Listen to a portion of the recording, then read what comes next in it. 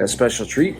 I'm here at the Oceaner facility where they manufacture wetsuits. Ashraf is working hand in hand with Oceaner, creating a brand new suit, custom suit for a shop. You have off-the-rack options, you got women's options, and you got custom suit options for a bit of extra loot, but totally worth it for some people, for some body types. We got Gary, he's the owner-operator of Oceaner, and he's gonna give us a quick tour of the facility. It's really neat. I've never actually been in a warehouse where they construct wetsuits. So it's really cool to check out this shop. And if you are looking for a wetsuit, why not support local, Canadian made, and go to Diving Sports and check out what they have. These are your yeah, so they are made of Snorkeling titanium. They are 7mm socks. And they would be glued together, stitched together, and they almost act as dry socks. Oceaner was started in 1975.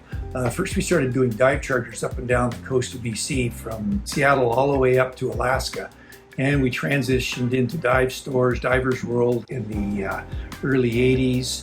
And then suit manufacturing, I guess 1983 is when we started Oceaner Sporting Goods for making wetsuits. We've been doing them ever since. We have some of the original employees still here. We make wetsuits and dry suits and freedive suits. We've made freediving suits since 2005 was the first year we started making wetsuits for freediving. That's one of our biggest areas of manufacturing now. You make suits for the military, Canadian Armed Forces? We do military, we do a lot of movie work. Our biggest movie contract was with Avatar. So we made all the suits for Avatar 2 and 3. Almost every movie that comes to town has an actor going into the water. We'll make a suit for them. So neoprene comes in crates like this, and it takes sheets, maybe 100 or so 7mm sheets. It comes out onto the table. And if we're doing a production cut, this will be 10 sheets high, and you cut it with a knife, draw the patterns on, cut it with a knife. It comes up in piles. You can have all these cuts, something along these lines, and that's how we start our production to get the pieces ready for assembly. Once the pieces are cut, they start going into various stages of assembly. So this is a wetsuit back that's half complete. Here's a front that's half complete.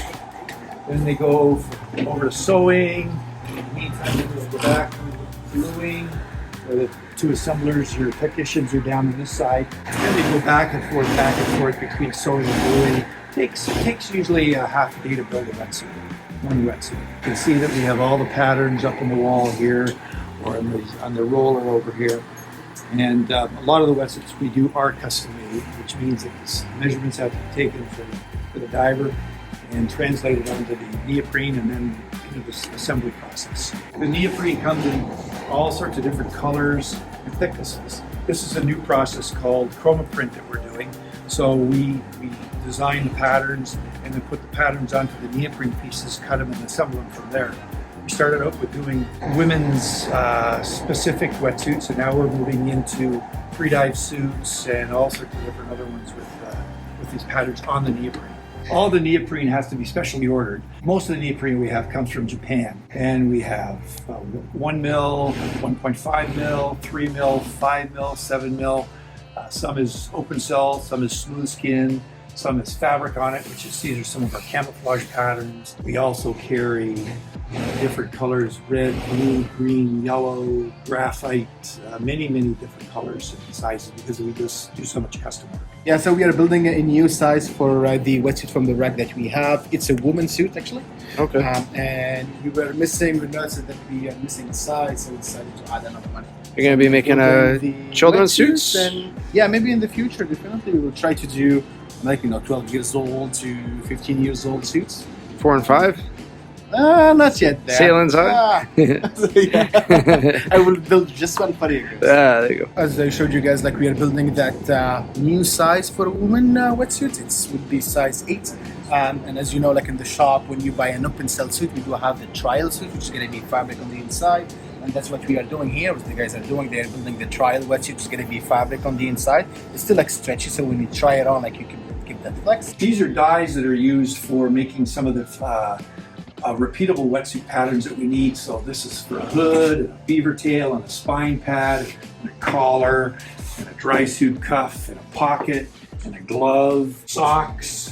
These are all made on a cutting press, so a hydraulic cutting press.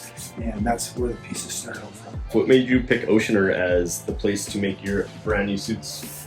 So there are definitely a few things that I was really interested about. It was being local. We are literally 30 minutes from the shop, and during the year that we were selling suits, we had many people were asking like, where's the quality of neoprene, which is some brands, I don't want to name them, you don't even know what neoprene they are using in their suits. Like suits from the rack, they are good for 80% of the people, but you have the 20 other percent of the people where they can wear suits from the rack, and being 30 minutes from the shop help us like to build custom suits for those customers. It takes just 2 weeks to build like a full custom suit, which is amazing. Usually you will need to wait, like 2 or 3 months to get a custom suit. Plus, we know the material from where it's coming. As Gary said, it's coming from Japan. They use only Yamamoto grade, which is one of the most stretchier neoprene now that used in the suits. You guys can see how the work is done. If there are any defect in the suits, they will just take it right away. They will fix it, and they will, and that's a big advantage for diving sports. This is the suits that we have built with Oceaner. They are made out of Yamamoto neoprene, which is a very stretchy neoprene. We did them in 2 colors, in black camouflage, which we are calling it now the rockfish. And we built this one here, which is a green camouflage, military green camouflage. So they will have Supratex on the knee, right? So that's make the suit very durable. They do have a side pocket, so you can definitely use it for your keys instead of leaving it under the car when you go diving. I have seen so many brands building wetsuits, and all of them, they will build the chest pad like in a double layer of neoprene on the inside, which is end up like slip the gun when you're loading the speed gun, and like slipping all the time. So we decided to go with an external chest pad. It's very durable, it's very thick, and it have that anti-slip. So that's a massive big plus for loading the speed gun. You will have all the cutoff over the wrists, the hood, and the ankles. They're gonna be made in a smooth skin material, so they help to seal a little bit better on being more durable. Just like show you really quickly here. So if Gary can hold one sleeve of the suit, yes, and we're just gonna give it a stretch. The stretch test. Right? Here we go. That's the stretch test, right? That's how much the suit is stretching. Oh, it still fits. You're supposed to use Ashraf's. Did a little photo shoot trying on these wetsuits in a very warm warehouse. We're on our last legs, but we got some good photos that'll be used on Diving Sports website. Wetsuit feels awesome, super flexible, super comfortable. I'm really excited to try it in the water though. Not on land. I honestly hate wearing a wetsuit when I'm not in the ocean. Yeah, thanks for watching this little tutorial, or a little, 411 on how wetsuits are made. It was very educational and a little fun little trip for me. I'll see you in the water.